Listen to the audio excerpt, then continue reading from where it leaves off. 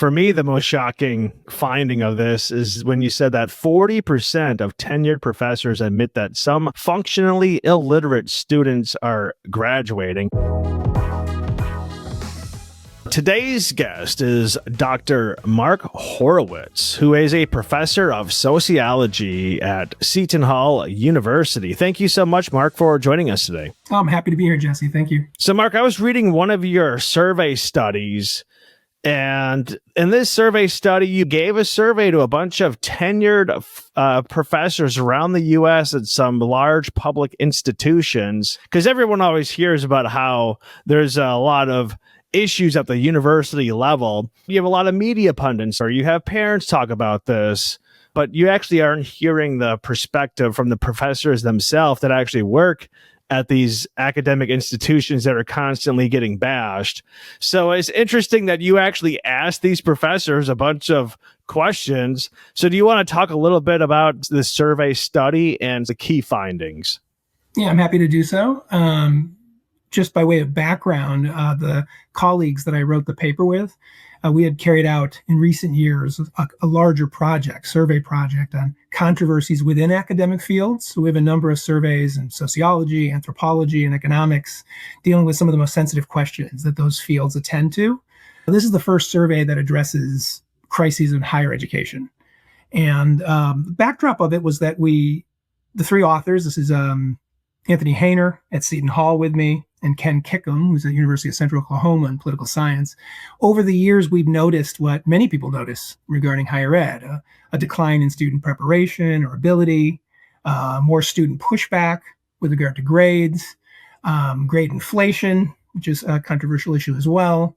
And one kind of useful anecdote, a number of years ago, I had a student who wrote a paper for a capstone course. And I noticed the writing right away. It was probably like junior high school level. I mean, very, very simple sentences, many writing errors. And when I checked the student's GPA, it was in the honors range. So this is a student that's going to graduate with honors. And I scratched my head. I was kind of a punch to the stomach. I'm like, how can a student go through a university experience all the way to the end and have those writing challenges and yet be an honors student? So by no means do I mean that extreme an example is generalizable, but in my conversations with my colleagues, we've taught at almost a dozen universities over the years. We've seen these trends, and we decided to take a deep dive into the literature in higher education. And that led us to develop our own framework for understanding the challenges facing higher education. And you may have noticed in looking at the paper, we use that kind of cheeky mnemonic of broke, woke, stroke. We use those terms just to capture the economic and cultural forces that we think really are leading to a decline in academic standards. In terms of the key findings, we asked a ton of questions to professors in math, sociology, and English. We asked them about whether they think grade inflation is a serious problem, whether they think academic standards are declining, whether they think student pushback on grades has increased. And in all the expected directions, that's the case. Almost half of professors, plurality is pretty much in every case, believe that indeed there is a crisis in higher ed, that standards are declining and student preparedness is declining as well. And I can go into more details on any of the findings or the broke, woke, stroke framework if you wish. Just let me know. What was the most shocking finding? Maybe not for you, but just what you think the general public would be most surprised I don't know if it would be shocking, just because in public discourse, universities have often been criticized, as you said earlier, bashed by one or the other side of the political spectrum, and for different reasons, right? So I don't know if the data shocked us, and we wanted to go in, which is what we do with all our surveys, in a kind of open-minded spirit of discovery. So we don't really front load we're not testing any hypothesis or anything like that. So I guess more than shocked, I guess I would say confirmed my fears with regard to perception that faculty around the country do feel these things. They're under lots of pressure to inflate grades, basically push students through. And to resist doing that has costs. It has costs to professors, it has costs to departments, and even universities. I mean, you've probably looked at some of the data. I think I cited in the paper, about 90% now of universities around the country are test optional for admittance. Many students are kind of sailing through high school with inflated grades while their test scores are dropping. So we're having less and less prepared students come into college settings and facing faculty who are under significant pressure to promote them. And it's a distressing problem. One thing that we stress in the paper is that we're not really finger pointing people. We don't think that this is, the nefarious plot of any particular, whether administrators or faculty or anything like that. We think the problems are deeply structural and cultural, and we think the incentive structure in higher ed right now is perverse, and we have to kind of keep the conversation on that. I'll answer the last question I asked. For me, the most shocking finding of this is when you said that 40% of tenured professors admit that some functionally illiterate students are graduating. And just to clarify, functionally illiterate doesn't mean that you can't read or write, but you're at a fairly marginal level. So do you want to kind of talk about 40% of tenured professors admit that essentially we have functional illiteracy? To me, they shouldn't even be admitted in the first place. Yeah, you're hitting on probably one of the more troubling responses. Slightly more doubted that, and it is some functionally illiterate. It's not that they're saying all their students are functionally illiterate, but why would any? And it kind of goes back to my initial anecdote as well. Why would we have students with such severe challenges sailing through college, right? So let me say just a few words then, if I could, about the broke, woke, stroke and what I mean by that. Basically, the forces that I think lead to that kind of outcome have to do with pressure in the market, I think principally. You probably know from looking at the data that there's been a stagnation and decline with regard to the number of undergrads. So universities are under more and more pressure to admit students for strictly financial reasons. There's concerns about demographic cliffs. There's some speculation that the numbers might improve some, but for now we're in a dip with regard to student enrollments. That puts a lot of pressure on admissions, but that's not the only force. So we call that the broke force, the corporatization piece. There's also the woke stroke dimensions to this, and this has to do with cultural changes. So I know this is a term that many conservative observers use in a disparaging way, and progressives have historically used it more positively. But by kind of a woke sensibility that we see among many faculty is just this idea that students from disadvantaged backgrounds need to have a fair shot, and our system and society has been set up to privilege some groups over the other, and that egalitarian sensibility, when you're encountering students with disadvantage, compassionate faculty say, yeah, well, you didn't turn in your work in time, but I'm sure you have something going on in your life and all the obstacles ahead of you. So that kind of woke sensibility with regard to especially marginalized students also interacts with the market forces and says, well, we should be sympathetic to the student and also push them through.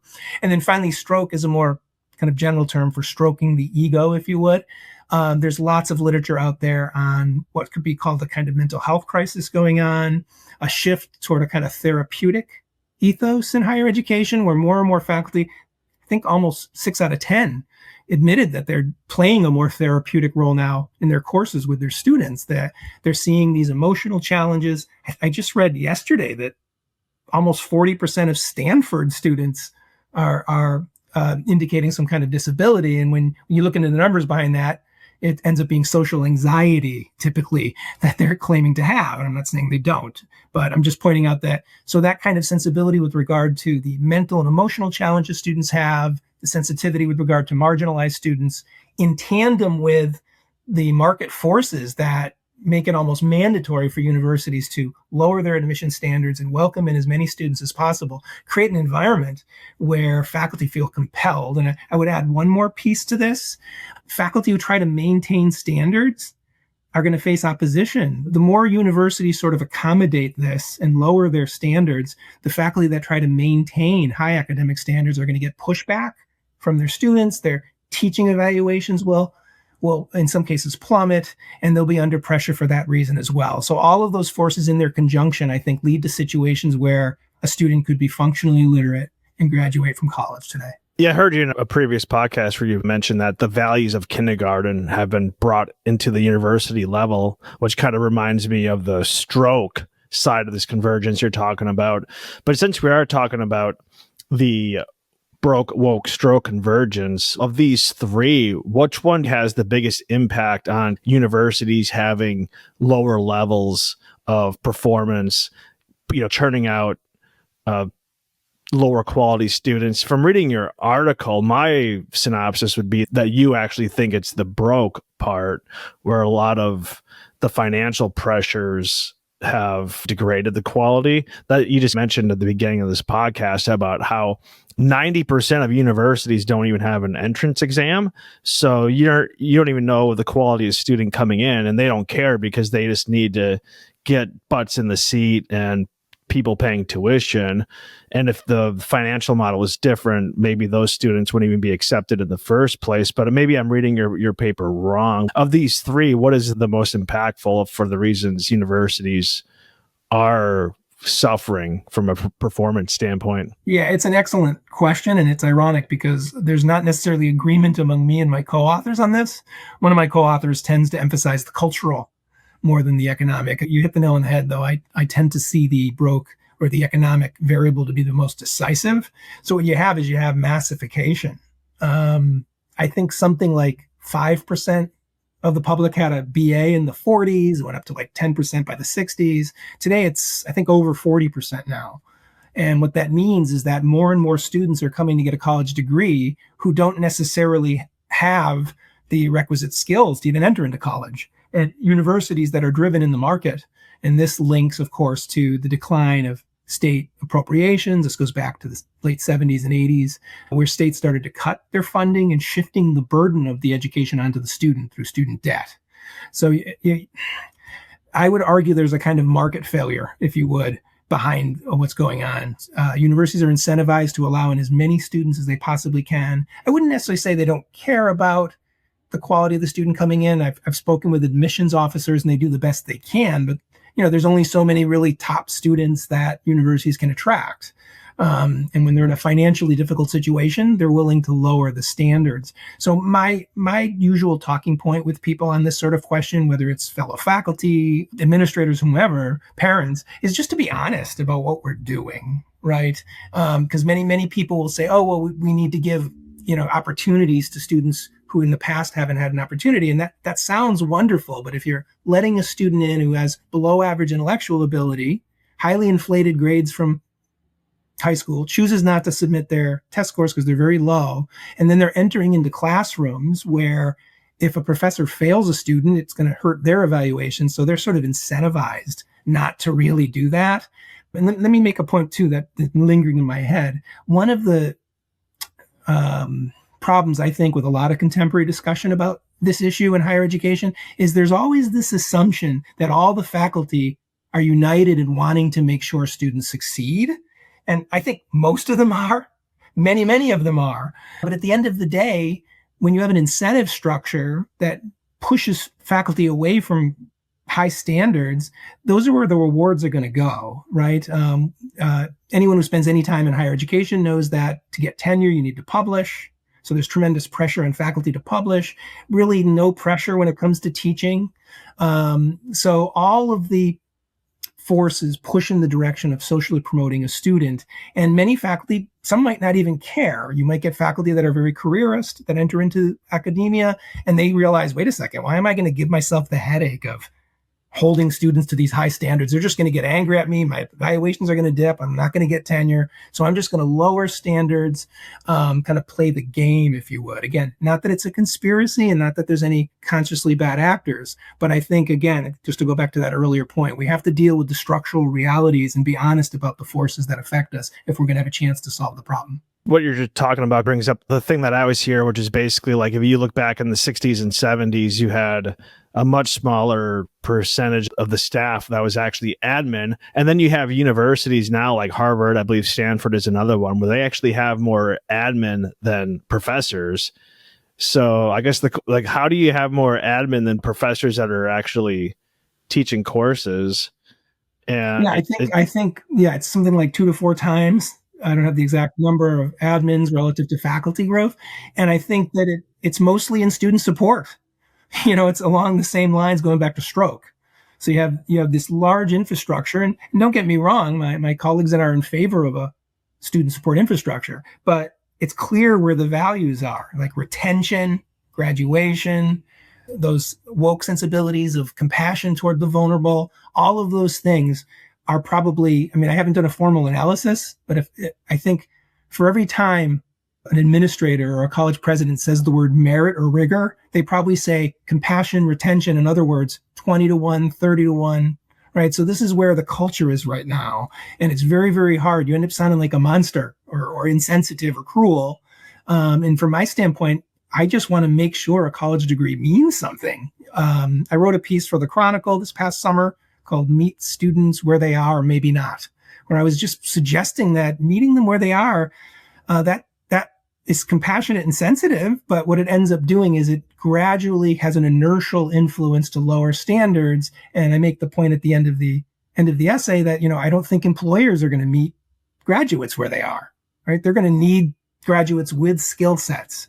And again, I don't mean to be gloom and doom. I'm sure there's many, many college students graduating with high skills right now, but the overall tendency is for standards to have been lowered, and that got confirmed. I think 48, just under 50% of faculty, a strong plurality, believe that academic standards have declined in recent years. And a good number of them admit that they've been inflating grades and watering down their courses. Going back to that last question, I was reading an article that says that at Harvard, there are 2,600 more administrators than undergrads. So we went from having more professors than admin to having more admin than professors. And now it's more admin than students. I mean, I think where a lot of people, they will say Harvard essentially is a hedge fund that has an academic section of it. And Harvard maybe is a little bit of an outlier as it is a private university, a Ivy League university, but there's other universities that are very similar. I mean, how is it even possible where you have as many admin as you do students, or even more admin than students? That seems absolutely insanity to me. My understanding, I could be wrong on this, is that despite the growth in admin, that's not sort of the core reason why universities are facing the fiscal constraints. I think even if they reduce their administration numbers dramatically, they would still be facing the reality, a kind of broke reality that many, of course, I'm not talking about the Ivies who are secure, many average selectivity kind of colleges of the kind my colleagues and I actually studied in this piece, right? So yeah, I think it has to do with just continuing to ensure that students get through, and that keeps the money flowing. I don't mean to sound cynical, but I think that's why those numbers grew. In your paper, you say that 23% of radical professors, 31% of liberals, and 52% of moderates affirm that too many students are admitted to university today who are not intellectually suited. And then in another podcast, you mentioned that there's basically a lot of pressure to be hush about intellectual ability. I guess the question is, why is it taboo to say that certain students are just smarter than other students? It seems it's pretty obvious. If you've ever worked in any job, whether it's McDonald's as a teenager or some corporate setting, there's clearly people that have a difference of ability. That's the reason why someone's maybe a janitor and someone's the CEO. I would think even you talk to the janitor, he's probably would be like, yeah, I never want to be the CEO. And there's nothing wrong with that. I guess I don't know why it's so taboo. It's pretty sensible, at least for me. Yeah, this is one of the areas where, because I come out of my own progressive background, although I'm in a little bit of a shift in my worldview. I haven't gone to the right per se, but this is one issue that has really pushed me, because I've never believed that everybody is of the same intellectual capacity. But it's a deeply egalitarian sensibility. I think what was that book by the educational romanticism, the concept usually used, this kind of idea, any student can succeed if they, just have enough support. There's another datum in my paper. I think I wrote it somewhere here. A little bit over half of liberals believe that virtually all students admitted, even with significant academic deficits, can flourish in a challenging curricular environment with enough support, whereas only 29% of moderates believe that, right? So you have this, and this is something I haven't really touched on yet with you, but there's a political psychology in and colleagues surveys. Like, what is going on here? And I guess you could capture it with the word egalitarian. The more left or liberal you are, the more egalitarian, equalitarian you are. And you have these kind of bleeding heart sensibilities toward the vulnerable. And I think what it does is it nudges faculty to want to believe that everybody could make it if they just work hard. And it's ironic because usually people on the liberal left reject the kind of self-made individual kind of narrative. Yet on this particular issue, I think their compassion blinds them to this reality. And then when you situate it within the larger context that it's actually in their interest as faculty members to keep their students promoted. So you have this kind of intersection between their financial interests, their moral and emotive tendencies as deeply egalitarian people, leading them to make what I consider, my colleagues consider, to be wildly unrealistic claims about human beings, right? The idea that every student can succeed with enough support is simply not true. Some are not intellectually suited. I know it comes across insensitive, but it's simply true. We point that out in any domain in life. It may be in singing or in art or, in sports, whatever. You're going to find people who have differing abilities. It's just when you have a market system driving people to want as many people in seats as possible in tandem with a lot of egalitarian people on the liberal left. And our survey confirmed something that many conservatives criticize about higher education. I think almost 75% of those who responded were either radical or liberal. About 20% were moderate, and tiny number, I think 6%, were conservative or libertarian. So we have ratios of liberal to conservative now in higher ed that can be as high as 20, 30, 40 to 1, depending on the discipline. And those egalitarian sensibilities, the literature and political psychology shows, are influencing and interacting, again, going back to broke, woke, stroke, interacting with the market realities, I think, and creating this unrealistic mindset about student intellectual ability. In that previous podcast I mentioned where I heard you talked a little bit about Bob Ottle, and he had this paper that was released and then, or he had a paper that was published and then unpublished, and I think it's now published again, where he just said that today's college students have an IQ of about 102, so it's merely average, which is essentially the same thing as the general population with an IQ of 100. And well, Bob's paper was saying that in 1940, college students had an average IQ. These are college undergraduate students of about 119, and only around 10% scored below 100. Today, the average IQ of college students is about 102, and almost 45% score below 100. And the number of students in the lower range, the 70 to 90, grew from 3% in 1940 to 20% in 2022. This essentially means that 1 in 5 college students at the undergraduate level have an IQ between 70 and 90.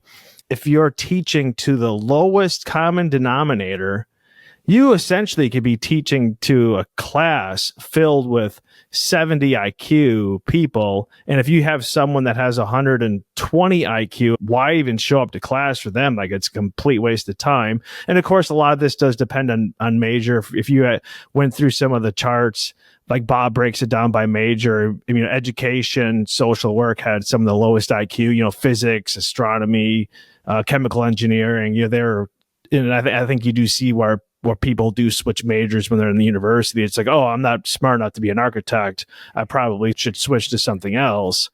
But I almost wonder if you have a surgeon graduating with a 70 IQ. I hope that surgeon's not cutting into me. Yeah, no, I worry about that. There's lots of pressure going back to the egalitarian sensibilities right now that are animating faculty. They also animate organizations, pushes against getting rid of standardized tests for various fields on the grounds that students don't do well in it, right? And if you have a mix of students like that, it was another one of our questions. We asked whether we're doing a disservice if we're watering down our courses to meet the students that are disadvantaged. Are we doing a disservice to the gifted students? And most moderate, over 70% of moderate, self-identified politically moderate faculty say yes, and less than 40% of liberal faculty believe that. So it's like there's this idea, and we got it in some of the comments to our survey. It's like, oh, the so-called smart kids, so they don't even want to acknowledge intelligence, right? But then when they do acknowledge it, well, they'll take honors courses, they'll be fine. So there's this idea that we're going to continue to orient higher education to the most disadvantaged.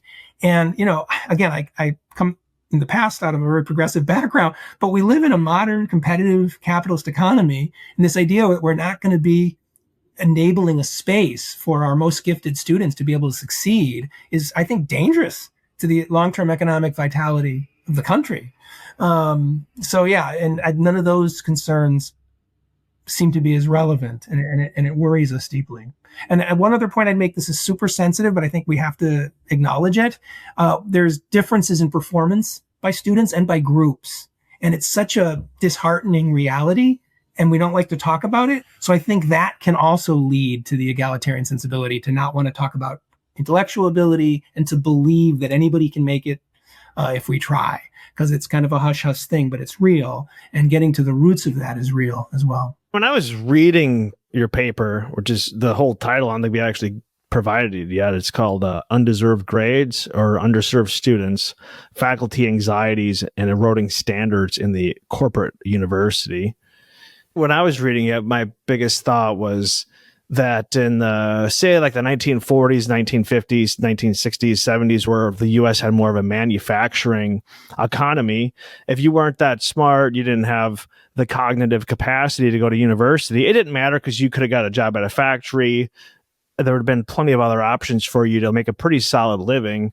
And university wouldn't have even really been a thought, nor would it have been even stigmatized, like, oh, you didn't go to university because you have this well-paying job. But now that most of the manufacturing sector has been offshored, now if you wanted a high-paying job, you basically have to go to university. Now that it's really the knowledge economy is what it's called. So it's almost stigmatized if you go into these blue collar jobs. But I think now, because so many people went to university, you're seeing kind of like a lot of these blue collar jobs are actually making more than university jobs just because of supply and demand. But especially with robotics, like you kind of mentioned in the article, didn't Amazon surpass 1 million robots, I believe, this year in their warehouses, right? So a lot of these jobs are automated away. So you have people that are kind of forced to go to university because they have to be part of the knowledge economy. And then I remember I had Dr. Nicholas Dirksen, who used to be the chancellor of Berkeley, and in his book, I don't know if he'd say it in his podcast because it's controversial, but in his book, which is why I like reading books, because people will say things they'll never say to your face. But anyways, in his book, he basically says that the whole DEI stuff was to change kind of the elites, right? Which is just admitting like some of these people probably, shouldn't be in positions that they deserve. But I'm kind of thinking, like, if you want to change the segment of the knowledge economy, is it meritocracy? Do you want the best people for the job? Or are you trying to have a certain segment that fills certain quotas? I don't know, but I think really if the US had more of a manufacturing base and people had better outlets not to go to university, I don't know. That was just a thought. Maybe my thought is completely wrong, but that was just what I thought. You're raising so many kind of important questions with lots of different threads, so I'm not even sure which one to address first. One thing I'll say, which sort of echoes my more progressive background, I bristle at the idea, and this is common in conservative circles, where they'll say, well, we need to tie universities strictly or narrowly to the market. So universities should only be skills acquisition for jobs. And my position is that universities definitely should be skills acquisition for jobs, but there's also a larger civic and social function that's crucial as well. We're in a time where we have so much bad news, and I hate to be gloom and doom, but we have declining collective trust in our institutions, right? We have the specter of AI, which is, of course, widely discussed, and what this will mean for the economic landscape, I think, is very serious. So I don't concur with conservatives who say, well, just encourage everyone to go into vocational work, have them be plumbers, and that's sort of the solution. First of all, if everybody did that, it would create a glut, and it still wouldn't be a way for the vast majority of people to find a living. I think the 1950s, 60s, 70s in the U.S. was an historically specific time of U.S. global dominance in the world. Obviously, the U.S. was relatively unscathed in World War II, largest creditor nation, and so on. So those unique circumstances are gone now. We've largely automated, as you said, we've globalized. So what do we do, right? So my take on it is I just want universities to actually be signaling something about students, and the pressures on faculty and on universities today is to erode the signaling function so that there's the degree, no one's intending it, right? This is a structural problem, but the degree will eventually mean nothing if a college graduate and a non-college graduate have exactly the same capacities or lack of capacities as they try to navigate an increasingly shrinking job market, right? Why will people continue to pay for something if they're just getting pushed through their courses, if the brighter students are mixed with students, as you said earlier, with 80 IQ, and then the quality of the work will continue to reduce. And then you throw AI into this, and the fact that it's almost impossible now to be able to assess student writing and thinking, and you have a real serious challenge ahead of you. Going back to your controversial point about DEI, yeah, it is something that troubles me. Obviously, I've always been deeply compassionate toward the vulnerable, but I also, think standards are really important, not just for your surgeon, but also for your historian. I think we should maintain a commitment to high standards across the board. And there's a fundamental contradiction a lot of times in progressive discourse, because many of them will say, oh, there's no quotas, that doesn't happen. And yet we know, of course, from the recent Supreme Court decision and the data that was unearthed, that universities have been admitting students with disparate qualifications based on racial background. So these are not, that reality is not something that prompts public trust. So what I try to do in my work is I try to encourage liberals to recognize that the traditional values of merit and hard work need to be protected. We need to have the best people we can. But I also encourage conservatives to recognize that this kind of fetish for the market is too narrow. And the market drives outcomes that sometimes none of us want either, including going back to your earlier point that automation, robotization, this is leading to serious structural problems, massive debt, not just student debt, approaching 2 trillion.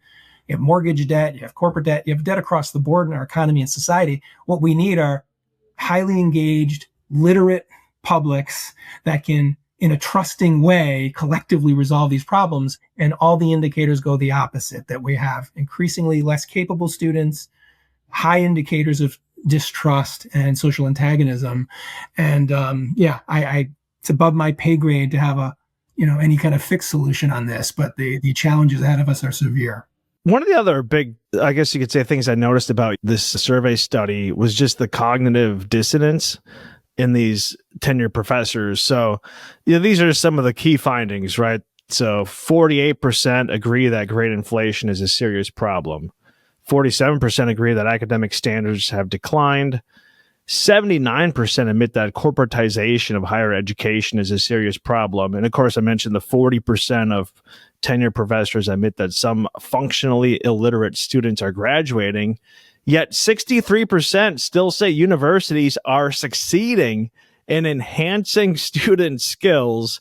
So I guess, how is it that these professors are admitting that we're lowering the class difficulty, we're boosting these students' grades up, the gifted kids and the less gifted kids are all converged in the same classroom, so we're teaching to the lowest denominator, but yet somehow 63% still say universities are succeeding. So I guess the question is, what does succeeding in this context even mean? And am I reading it wrong about this cognitive dissonance? It seems all the numbers say one thing, and yet this number says something else. Yeah, I think the concept of cognitive dissonance is a good one. It highlights this. None of us want to believe that we're acting in ways that may not be positive for the world. We want to believe we're good and moral people. And you encounter these systemic forces, you engage in certain practices, it's bound to at least subconsciously nudge you toward realizing the illegitimacy of it, but it's too painful.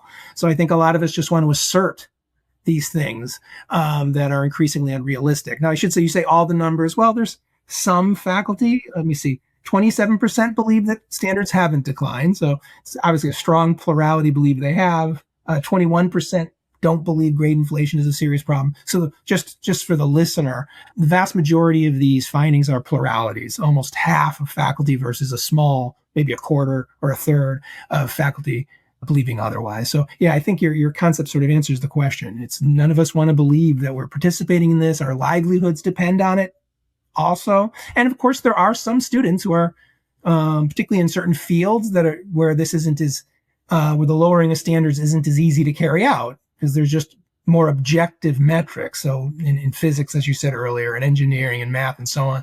So universities are still in certain domains doing excellent work.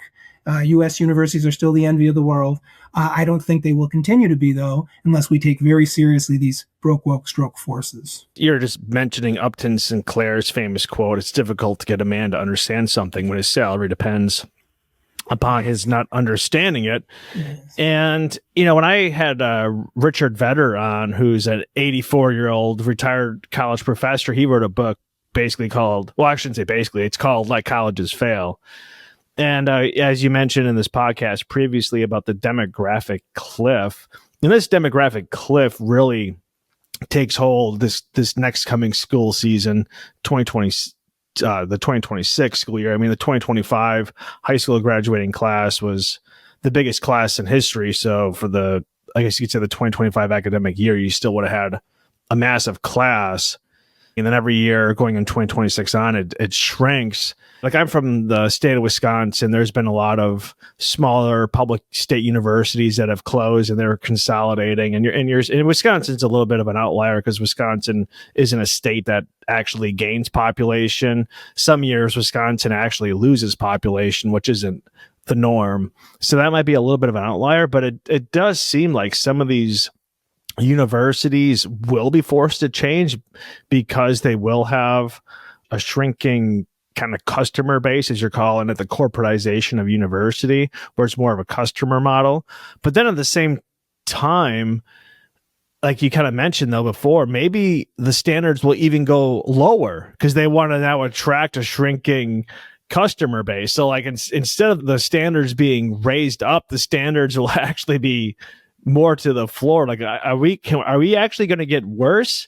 It could happen. This is a point of view I know is extremely uncommon. I don't know if you'd agree with this or not, Jesse. We call for this a quixotic reinvestment in public education where it could be free again. Obviously, no such thing as a free lunch. It would involve the collective resources of our country again.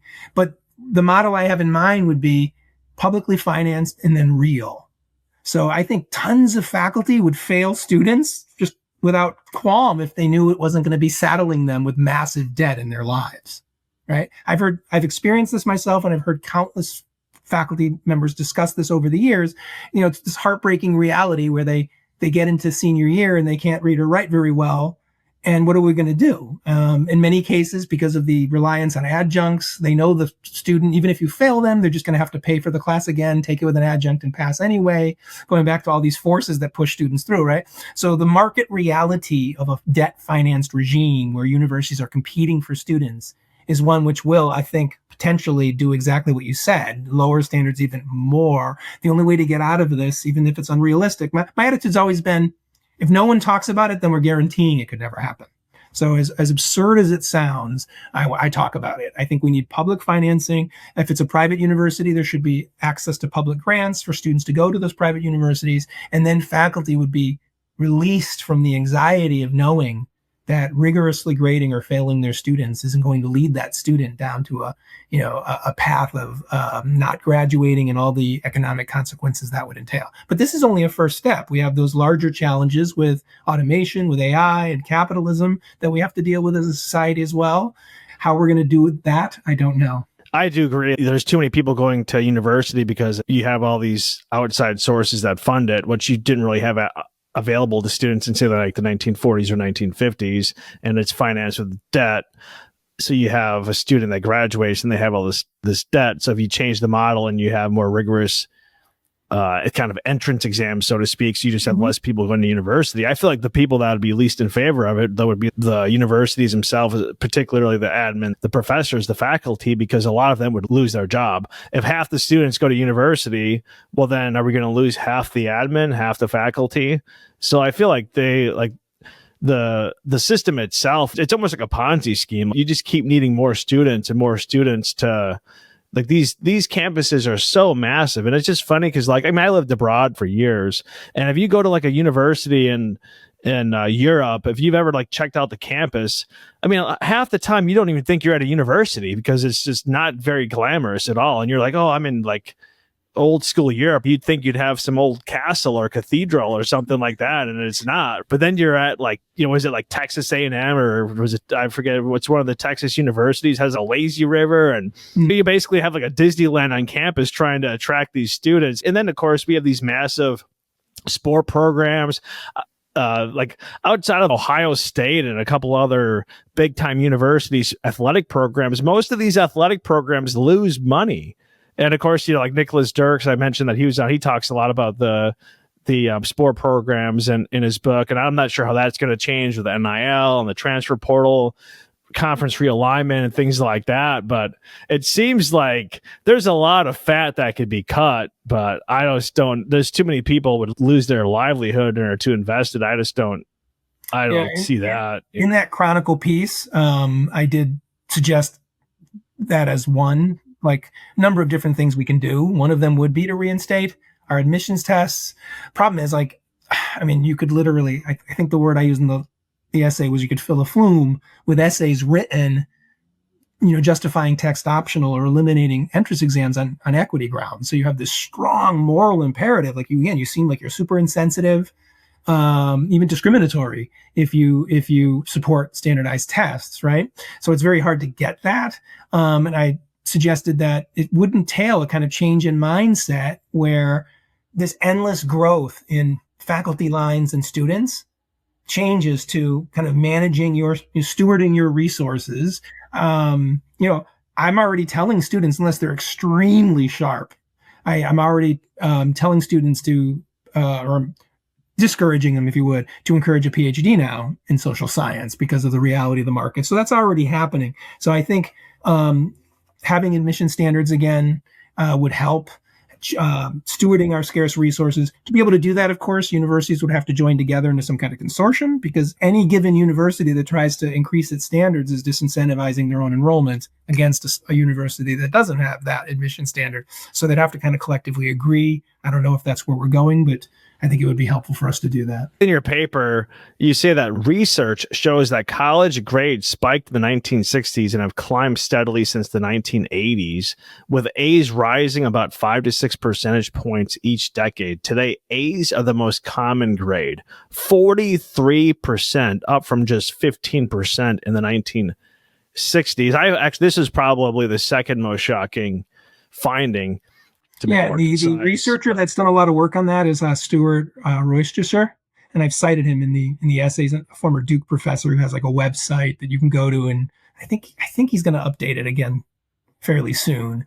But yeah, so I think it's probably almost half of grades now are A's. You throw B's in there, and you vast majority of where students are. So again, going back to the point I made earlier to you, universities have, I think, two fundamental goals. One of them is the civic function that vast majority of people agree with. We want to have cultivated citizenry who can participate in democracy and critically think and so on. But the second one's real too. It needs to signal something about the student, like that they're competent, they're capable of doing this kind of work, and that they have the grit, the persistence to be able to succeed, right?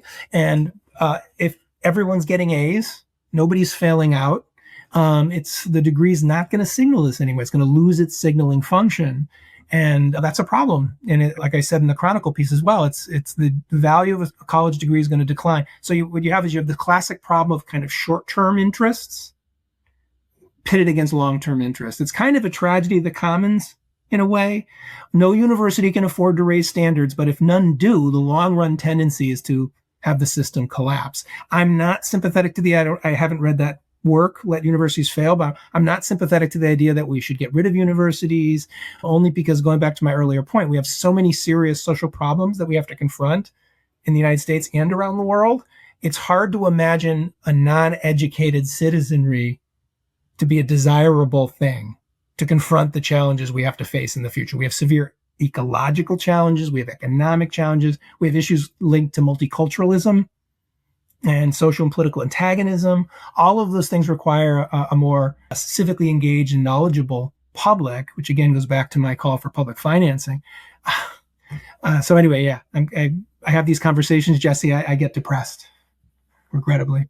One of the things that I see, at least, I said I got 2 bachelors and a master's, so I spent a fair amount of time in university. And I think a lot of it too, like just depending on the major, but there's certain majors where you don't need so much education. If you're doing marketing or advertising, the time you graduate, a lot of the information you learn is already outdated. All the, like you could have started university, TikTok wasn't even around. And all of a sudden now you graduate, and like how you're actually going to create your whole advertising campaign didn't even exist yet.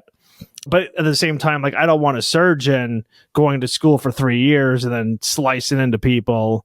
Or if you're a rocket scientist or something, you probably need more than a couple of years if you're going to be putting, especially if we're using like nuclear rockets to go into space. You probably need to know what you're doing, but at the same time, you need to have standards. Like you need to know what mathematical calculations. You can't be relying on AI. Like that needs to be double checked, because we don't need a massive explosion because we're letting someone with a 70 IQ get into working around nuclear weapons or working around these toxic substances. There has to be some type of standard, but it really depends to me on the major. I think some majors go to school for way too long. Other majors are probably right. But then at the same time, you also see this trend where we need to have students go to school even longer. And I see it with like nursing, where, a 2-year degree used to be, it's technical degree. Now, a lot of states are switching where it's like, okay, now you need a bachelor's degree, or you have 10 years if you have an associate degree to get a bachelor's degree. I mean, why? I mean, the difference between a 2-year degree and 4-year degree generally is not in the core classes. It's generally just in the gen eds. So if a nurse has been doing her job for 6 years, fine. Why does she then need, or he, well, generally not a he, but theoretically we could have a he. Why does one of these people need to go back to university and take some English classes when their job doesn't even require that? It seems ridiculous to me. And now we're just going to either pass the cost on to this employee, or we're going to pass it on to the hospital, which is going to increase the healthcare cost even more, because now we require this nurse that's already doing their job admirably to now take some English classes. Like I don't know, things like that to me seem absolutely asinine. Well, and you're talking about kind of two opposite problems, because you have the accreditation kind of bloating that can happen sometimes, as you just said. But my general tendency is to think that any baby step toward a solution goes in the opposite direction of what's realistic. So I think we need to do, all the forces are weighed against doing it. So I think we should have admissions tests coming in because of the pressures of great inflation going back into high school and earlier. I think we should have accreditation tests going out. So again, if the college degree doesn't signal something about a student that they're capable of reasoning at a higher level, an abstract level, then it's not going to mean anything, no matter what the career is that they're particularly pursuing. Other solutions too that I advocate is the elimination of teaching evaluations. And Uddle's also done work on this, the professor you mentioned from Canada, Bob Uddle, but they're predicted by course ease and by faculty attractiveness and giving out cookies and things. There's no relationship between the student teaching evaluation and the actual learning, and there's even some suggestive evidence it may be inverse. So yeah, that would be a baby step. I'm working at my university now and trying to encourage us to move away from student teaching evaluations, because they're wildly unrealistic. They have questions like the professor is knowledgeable in his field and his course is interesting. These highly subjective things that when I looked at the literature on this, Jesse, I was surprised to find there's no consensus even within the literature on what qualifies as effective teaching. So trained PhDs don't agree on what it is. And we're going to have student ratings of it actually count toward tenure. It's a terrible system. It's a popularity contest. So many things need to be done. We need to phase those out. We need to reinstitute standardized tests, shore up the signaling function of the college degree in the short term. But just so I don't sound like only one-sided here, push back against more conservative critics of higher ed, move towards some kind of funding system where anyone can go, but when you go, it's going to be serious. Right? Right now, you have to spend a ton of money and then you get there and standards are lowering. So it's really the worst of both worlds, I would say, in higher ed. And again, no boogeyman. I'm not blaming administrators. I'm not blaming faculty. It's a deeply structural and cultural problem. Do you think we're going to get to the point where university education, having a degree, doesn't mean a whole lot? I mean, except for a few select fields. Like, again, obviously, you're not going to be a medical doctor without going through the process. Yeah, I mean, hard to research it, but I think it's probably already there, and it's only going to get worse. And we're going to have more and more students that have a degree, and it doesn't signal anything about their competence or grit. We have states around the country that are removing college degrees to get certain state agency level jobs. I think the pressure for that's going to continue as the actual signaling function of the college degree reduces. I have this fear, this anxiety that you're going to have some PhD who's illiterate or functionally illiterate, and it's going to be exposed on the media, and those sorts of things. We're already seeing, certain scholars being put under the fire for their research to be plagiarized and things like this. So this is what we're going to see probably down the road unless we stop this. But to stop it, we need collective trust. We need cooperation. We need an agreement that we have to shore up the traditional standards and face reality with regard to student ability. Not everybody has the intellectual ability to be able to obtain a college degree and have it mean what it used to mean. And to be able to say that, the fact that I say that nervously shows you we're in a cultural climate where these basic truths are almost taboo. Yeah, one of the more surprising things in this paper was just how you would have these professors, some of them would just literally stop mid-survey because they were so offended by the questions. And it just seems like, nowadays everyone uses the word racist, fascist, sexist, whatever. Basically, just means if you don't like whatever the questioner is or opinion, then that's, you just throw out one of these slogans. But to actually have PhD tenured professors that are supposed to be professional and around different students, they are so offended by fairly basic questions. I would imagine it's anonymous as well, right? So it's not even I guess it just seems shocking that you had a lot that were kind of just I can't do this. I'm too offended at these racist right wing, even though you're leftist. You even mentioned you're a Marxist so you're about as left wing as it comes. But I guess if you ask these questions, I'm probably going to retire the humanist Marxist label. In the last few years, I've been changing in my worldview pretty dramatically. But certainly come out of that background.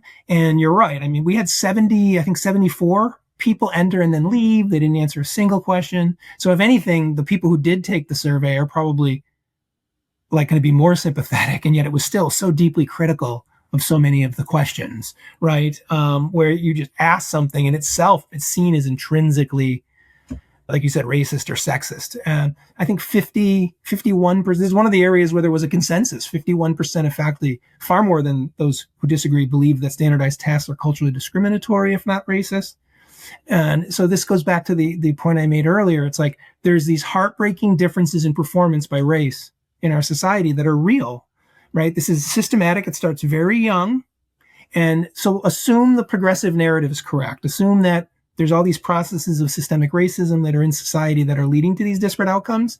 The solution to that cannot be lowering standards in college and pushing everybody through and shaming people like myself who want to maintain standards, kind of want to push back against all these incentives that disincentivize us from doing that, right?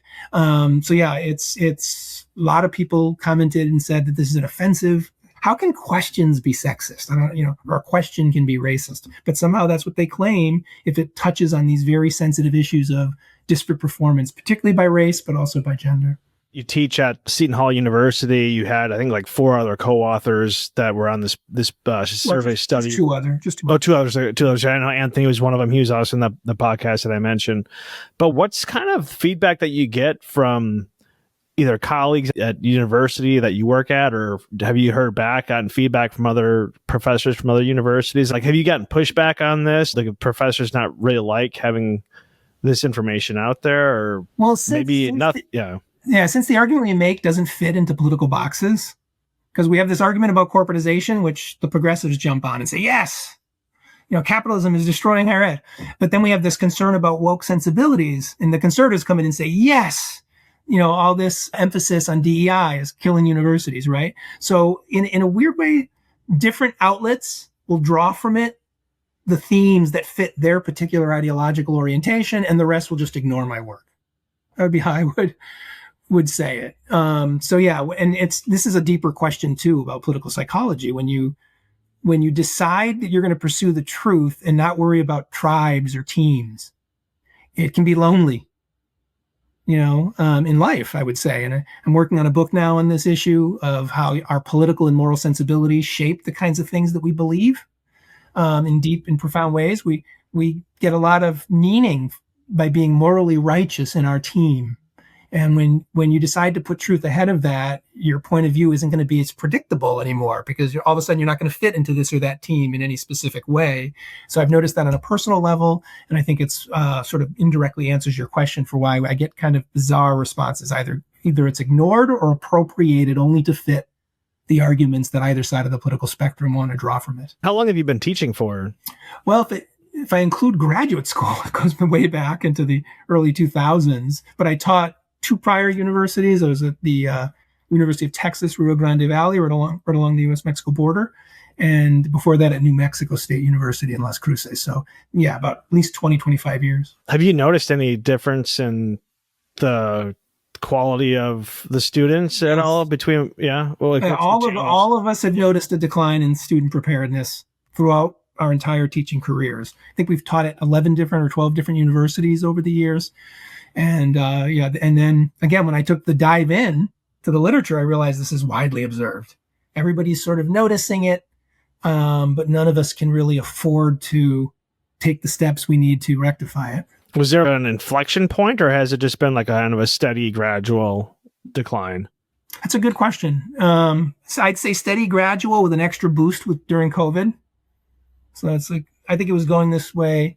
I use the cliche of the frog with the boiling water to sort of capture it. What do you think would be the difference at, say, like a Harvard or a Stanford? I think they get the most elite students. That's what their market is. So maybe this is a bizarre thing to think, but I'm not as concerned about grade inflation or compression at Harvard or Yale, because you're talking about the tiny, tiny percent of the most competitive students in the country. So it's sort of not surprising, if you would, that their skill sets would be very high. I'm more worried about it in the mid-selective range of colleges, precisely the public universities that I was looking at in the study. If everybody's getting A's and B's there, then the signaling function really doesn't mean anything. I think a Harvard degree, or at least in the past ought to just already signal, which it does. It opens so many doors for people right in their careers. Do you have any hope for the future? And what would be just a couple really simple things that you could implement? I wouldn't say easily, nothing's easily, but if you could wave a magic wand, that would essentially, This is a weird thing to suggest, because it may seem remote from what you just asked, but in my own classes, I teach in social science, social behavioral sciences. I'm a sociologist by training. And the way I've organized the social and behavioral science program at Seton Hall is students in their final projects actually need to read books that take fundamentally contrasting positions on highly sensitive social controversies. So what I would recommend is for more and more scholars to go out of their way to engage ideas that unsettle them. So if they're more likely to be on the left than the right, because we're talking about higher ed. So if you're on the political left, read conservative authors, integrate them into your teaching. It's not just about that particular author. It's about the ideas. You grapple with them. Students themselves represent a much greater mix of political and moral sensibilities than the largely left-wing texture of academia. So it's not like you're not going to get a fair hearing in your classroom. You're going to have that mix, and start building trust with people on the other side. I know this sounds like hug your enemy or whatever, but it's more than just a superficial call for openness. It's a real call for engagement. There's organizations like the Heterodox Academy that I advocate, like FIRE that I advocate, where you're going to really, really go out of your way to start interacting with people with different moral and political sensibilities. I think that's going to help shore up the legitimacy of the college degree. The more moderate faculty are much, much more open to things like standardized tests, getting rid of teaching evaluations. They're much less inclined to believe in educational romanticism. So they'll be allies in the struggle to try to build support for reinvigorating rigor in higher ed. So I know that's weird levels. I'm encouraging on the professor level there, but I think it's just part of a larger effort in our society for left and right to to engage each other. And I know that's a cliche call, but in education, it's important. I think I can't remember the author's name, but there was a recent working study where these authors, it got a lot of attention. They found that only left-wing views when it came to, say, police brutality or the Israel-Palestine issue, only they surveyed millions of surveys. I don't know, have you heard of this, what I'm talking about here? I think Shields was the lead author. This working paper got a lot of attention with the Chronicle and Inside Higher Ed. And they surveyed millions and millions of syllabi.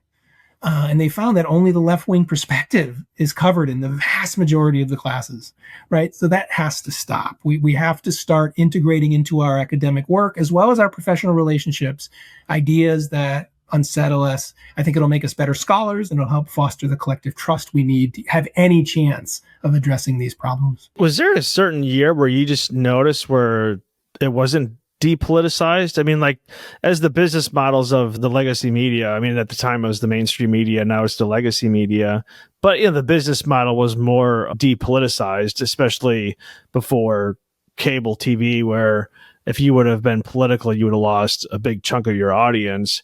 And I graduated university in the early 2000s, and I didn't know a single student that had a political view. At least if they did, like, no one ever talked about politics. And I live in a university town right now, where I live a block away from the campus. And I mean, I play pickleball and stuff, and I'll run into students that like talk about politics that are 19 years old and thinking like, I don't even know if I knew who the governor was at 19. Like, I knew obviously the president, but like no one ever talked about it, let alone had these hard views like, oh my God, I can't talk to this person because don't have the same political view that I have. I just did you notice though, was there like a point where all of a sudden like politics, it just seems weird to me that 19-year-olds don't have more important things going on. I think this a sort of standard interpretation, which I think has a decent amount of validity, is that the technology piece. I mean, to be able to just live in a silo, we couldn't do that before. Now we can just go online, find people who share our social moral sensibilities, and just kind of live in that echo chamber, right? So the technological developments, I think, enhanced it.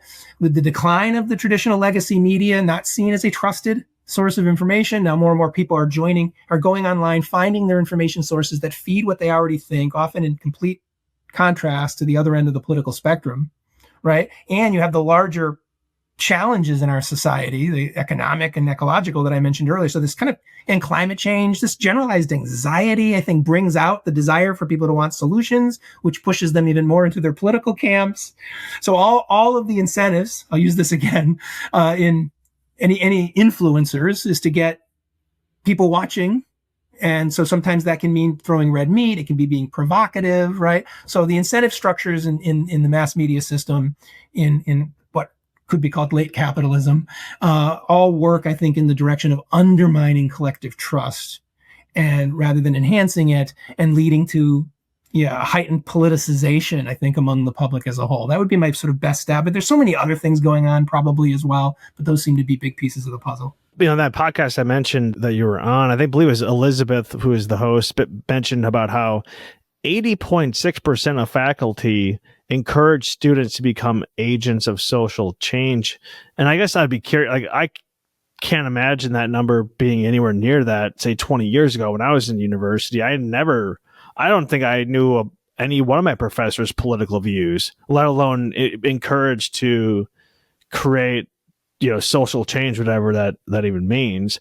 I guess I just don't know how politics entered into, especially if you're like in physics or mathematics. I mean, what is politics? I could understand maybe sociology, policy would be a little bit more of a political type of major, poli-science, right? Or, something like that. Obviously, that's going to be, but a lot of majors, politics really shouldn't enter into that major at all. Yeah, I mean, I would imagine, like, whatever data Elizabeth cited, it was referring to the humanities and social sciences more than the hard sciences. But this, I think, just reflects what's been widely observed.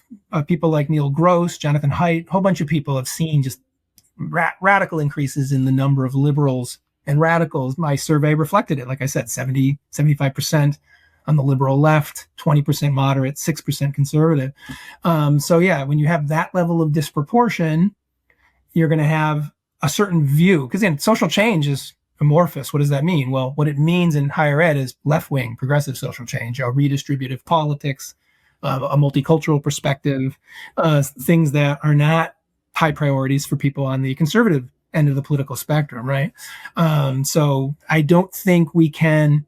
Sometimes I'll hear faculty say, "Oh, I'm not political" or whatever. But at the end of the day, like I just said, citing the Shield study, you may not know you're selecting texts reflecting your particular political sensibility, but you are. And when you live in an echo chamber, even on a campus where everybody shares the same assumptions, it's going to be increasingly out of step with where the public is. Right. So just in conversations with faculty members, vast majority of them are shocked to learn that most of the public supports getting rid of, again, conservatives will say racial preferences, liberals will say affirmative action for admissions into college, right? And they're like, how can people support that? So they're out of step where the public is because they're in their information silos. So today's guest has been Dr. Mark Horowitz, professor of sociology at Seton Hall University. Also, that podcast that you were on that I was mentioning a few times, it is called the Institute for Liberal Values. I wrote it down. I forgot to mention that. But anyways, just two final questions for you, Mark. One, where can people find your research? You also have articles that you write, I believe, at like Higher Education, some other websites. You've been on a bunch of podcasts. So just let people know that information. Then after that, leave us with a final thought, either related to this podcast or something that's on your mind that you want to discuss before we wrap this up. Okay, yeah. I think probably the easiest way to find me is just to go to the Seton Hall profile. So if you just type my name, Mark Horowitz, and Seton Hall, you'll find my profile to list pretty much all of my research.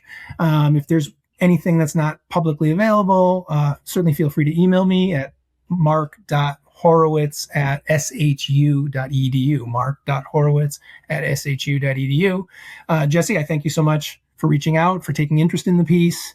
My final thought would just be to reiterate, get uncomfortable. Think about ideas that challenge you. Get out of your silo. The temptation to dismiss a claim, ask yourself, am I dismissing this claim because it's empirically or factually wrong? Or am I dismissing it because I just don't like it? It bothers me. Good people don't think that way. I encourage people to really, really try to get outside of their own silos. We have serious issues in our society today, serious structural problems with the nature of our economy. And it requires tremendous collective trust. And we're sadly moving in the opposite direction. So I know I hit that in the main podcast, but it really is what's on my mind lately. So I wanted to reiterate it. And thank you again, Jesse. My dear friends, that is it for this episode of El Podcast. Once again, if you're not yet subscribed, please subscribe on YouTube as well as Rumble. You can also find us on Spotify and Apple Podcasts or wherever you get your podcasts from. We thank you all from the bottom of our hearts for watching and listening, and we will see you on the next episode.